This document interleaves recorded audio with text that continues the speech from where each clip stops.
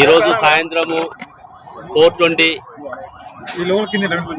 టైంలో Jagadgirigutta police station పరిధిలో ఉన్నటువంటి గుట్ట బస్ స్టాప్ దగ్గర రోషన్ సింగ్ వాళ్ళ మిత్రుడు మనోహర్ ఇద్దరు కలిసి ఈ బస్ స్టాప్లో ఉన్న సమయంలో బాలశౌర్ రెడ్డి ఆదిలు రోషన్ సింగ్ తోటి మాట్లాడుతున్న సందర్భంలో మహమ్మద్ అనేటువంటి ఇంకొక వ్యక్తి వచ్చేసి రోషన్ సింగ్ తోటి ఆర్గ్యుమెంట్ చేయడము. ఆ టైంలో హీటెడ్ ఆర్గ్యుమెంట్ జరిగి బాలశౌర్ రెడ్డి అతని దగ్గర ఒక నైఫ్ ఉంది, ఆ నైఫ్ తోటి అందరు జనాలు చూస్తున్నటువంటి టైంలో బస్టాండ్ ఏరియాలో విచ్చలవిడిగా అతని మీద స్టాప్ చేయడం జరిగింది. కత్తులతోటి ఒక 4-5 గాయాలు చేయడం జరిగింది. దాంతో చేసి వాళ్ళు ఎమ్మటే బైక్ మీద పారిపోవడం జరిగింది. అది మనకి వీడియోలో కూడా కనపడుతుంది.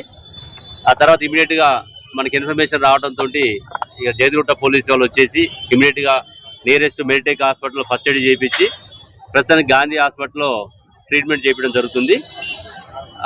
ముద్దాయిల పేర్లు కూడా మనకు తెలిసినాయి, వీడియోలో క్లియరెన్స్కి వచ్చింది.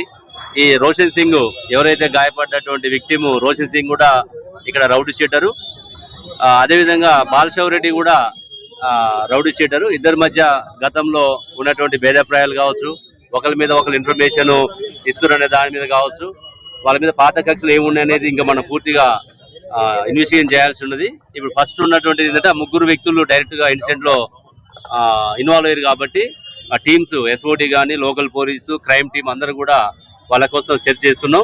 ఒక 4-5 టీమ్స్ ఇప్పటికి పెట్టడం జరిగింది. సీసీ ఫుటేజెస్ వాళ్ళ యొక్క లొకేషన్స్ కూడా తీసుకొని వీలైన తొందరగా వాళ్ళని పట్టుకోవడానికి ప్రయత్నం చేస్తాం. వాళ్ళని తొందరలోనే కోర్టులో ప్రొడ్యూస్ చేయడానికి ప్రయత్నం చేస్తాం. సార్, వాళ్ళ ముగ్గురు ఫ్రెండ్స్ అంటున్నారు సార్, వాళ్ళ మధ్యలో సంఘటన జరగడానికి వివాదానికి కారణం ఏంటి సార్? ఇప్పటి వరకు మనకి పూర్తి తెలియదు. ఇంకెందుకంటే ఇప్పుడు విక్టిమ్ కూడా మాట్లాడే పరిస్థితి లేడు. వాళ్ళ యొక్క ఎవరైతే డైరెక్ట్ ఐ విట్నెస్ ఉన్నాడో మనోహర్, అతను అయితే మనకి ఏం తెలియట్లేదు సార్. మంచిగా మాట్లాడుకుంటున్నారు. అప్పుడు అక్కడ ఈ సడన్ గా మహమ్మద్ వచ్చేసి గల్లా పట్టడము, అదే టైంలో బాలశౌర్ రెడ్డి దగ్గర నైఫ్ ఉండి ఆ నైఫ్ తోటి పొడటం వల్ల జరిగింది అని చెప్పి డైరెక్ట్ విట్నెస్కి అయితే ప్రీవియస్ హిస్టరీ తెలవట్లేదు. ఇద్దరు కూడా ఇక్కడ నేరస్తుడు కానీ విక్టిమ్ కానీ ఇద్దరు మన రౌడీ షీటర్సే కాబట్టి డెఫినెట్ గా వాళ్ళ మధ్య పాత ప్రీవియస్ హిస్టరీ ఉంది కాబట్టి వాళ్ళ మధ్య భేదాభిప్రాయాలు ఉండవచ్చు. అదేం జరిగింది అనేది మనం నేరస్తులను పట్టుకుంటే మనకి పూర్తిగా సమాచారం తెలుస్తుంది.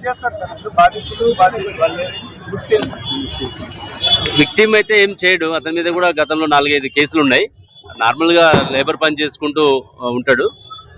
నేరస్తులు కూడా మనకి ఇంకా పూర్తిగా మనకి తెలవాల్సి ఉంది. ఇక మనకి అదంతా మనకి వాళ్ళు అదుపులోకి తీసుకున్న తర్వాత మనకు తెలుస్తుంది. ఇప్పుడు కూడా సమాచారం మనకి ఇప్పుడు ఎందుకంటే ఒక 1.5-2 hours బ్యాక్ జరిగింది కాబట్టి ఇమీడియట్ గా మన నేరస్తులు అదుపులోకి తీసుకున్న తర్వాత మీకు తదుపరి సమాచారాన్ని మీకు ఇన్ఫార్మ్ చేస్తాం. Thank you.